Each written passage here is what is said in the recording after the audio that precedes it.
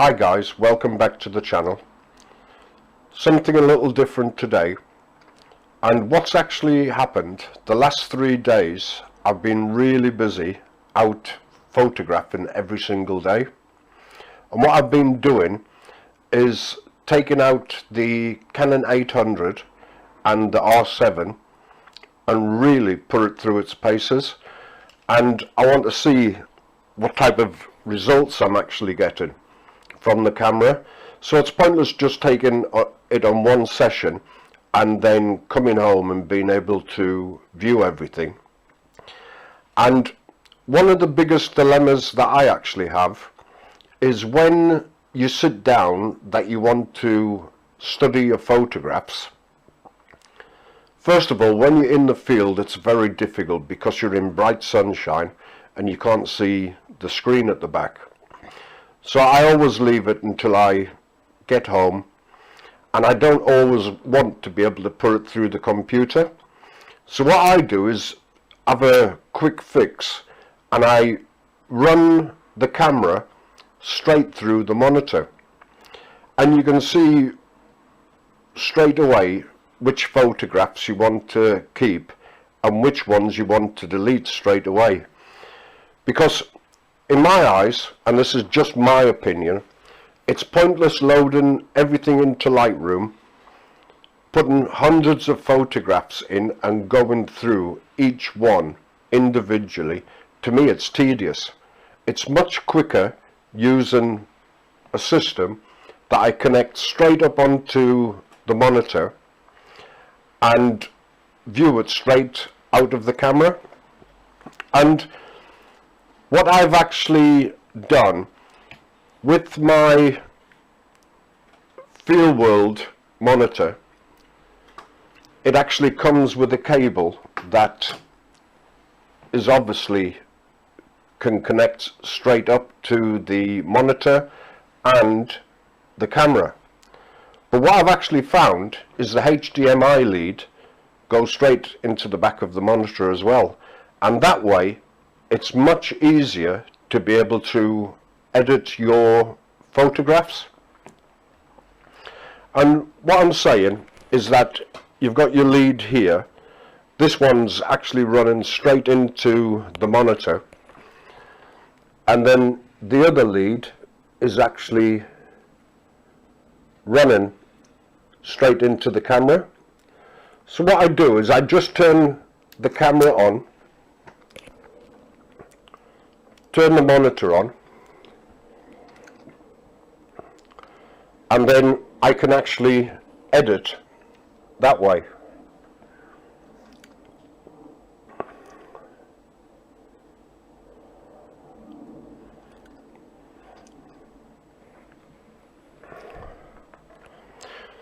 So all you do is just press the button to be able to view your picture on the back of the screen.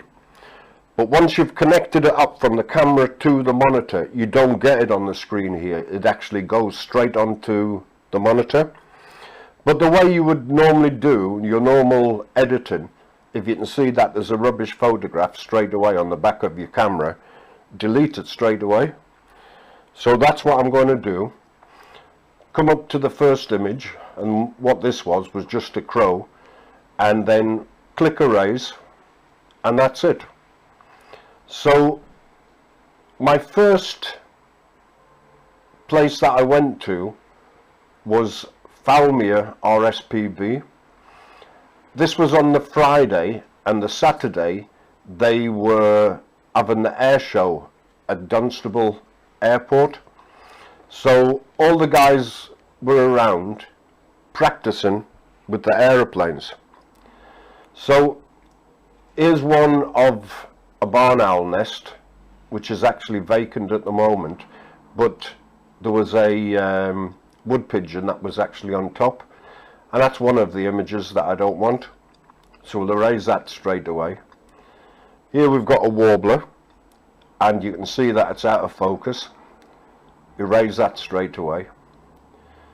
This picture we've got of a couple of wood pigeons again, and they're not facing in the direction that you'd want them to, so that's not going to be a keeper either.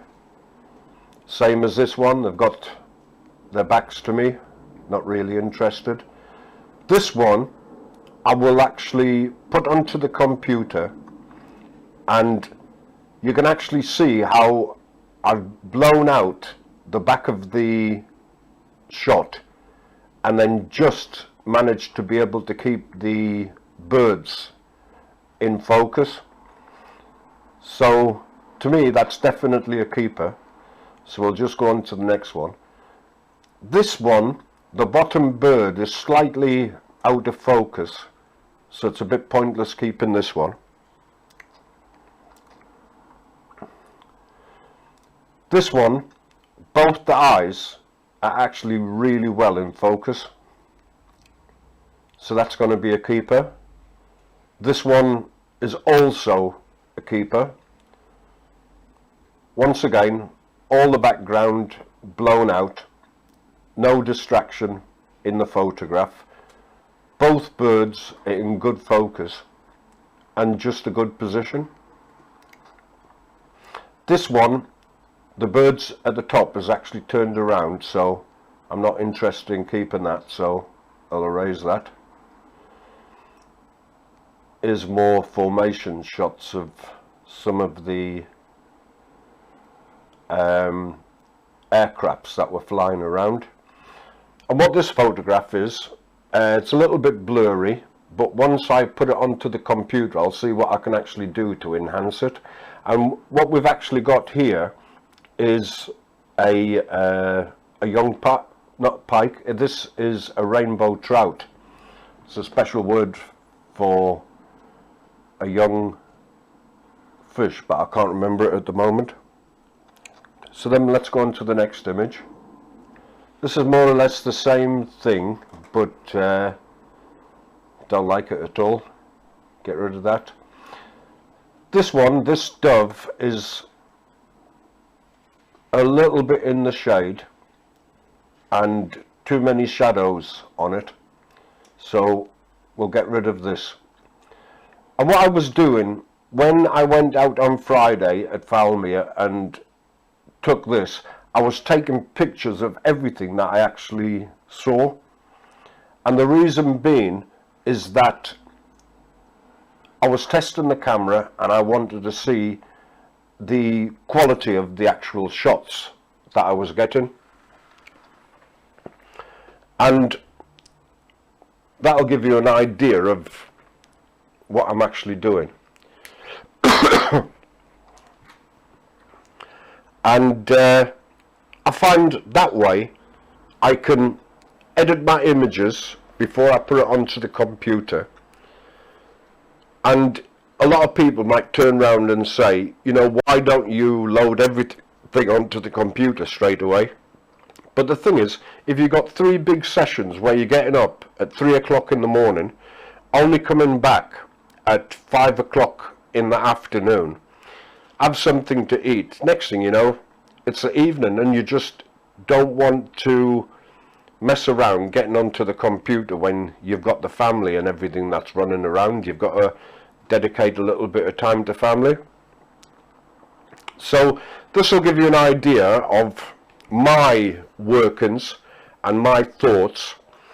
And one of the reasons that I bought this Fleet World right in the beginning was, before I had the Canon R7, I had the 90D, and all the lenses that I had were really heavy. So I used to go out with the 150 to 600 and then the 400 with a 1.4 converter on it, and you're lugging around 6 kilograms at a time. So then you've got to take the tripod out, that's another kilo at least. So next thing you know, you're lugging around all this stuff and wanting to try and set a tripod up as quickly as possible to be able to photograph your birds. Where now, with me having the R7, the camera itself is a lot lighter, and now my whole thoughts is actually going over to the RF system. And this is the Canon 800, and since I've bought this, my load has just lightened substantially, and you don't even feel the need for a tripod anymore. Therefore, all your weight is being reduced. Now, I suffer with rheumatoid arthritis, and as you get on in years, these things actually happen to you, and you try and walk through the pain, but it does catch up with you at the end of a session. And I've found now that with the 800 and the R7, I'm not suffering at all. So what I intend doing now is getting the 400mm RF lens, getting a 1.4 converter. I've got it in the EF, but I want to get completely away from the EF. Sell the Canon 400, and that will be my total arsenal. I think I'm still keeping the 150 to 600 because that will always be my go-to lens. The 400 you can't always have as a go-to lens because,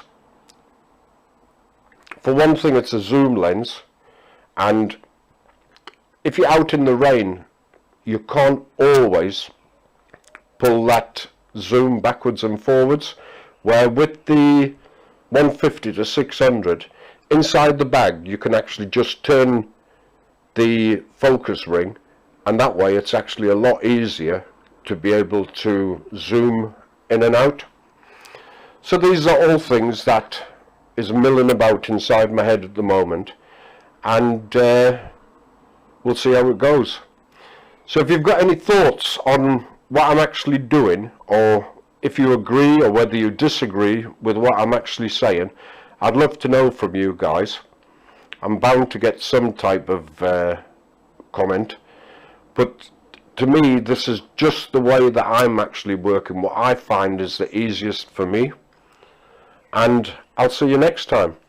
Please, if you like what you're seeing, subscribe to the channel. Doesn't cost you anything. All you're doing is just supporting the channel, and then click the thumbs up to say that you actually like the video, and if you want to, click the bell icon, and that way you'll be able to find out when I've got another video that's out, that you'll be one of the first to be able to see it.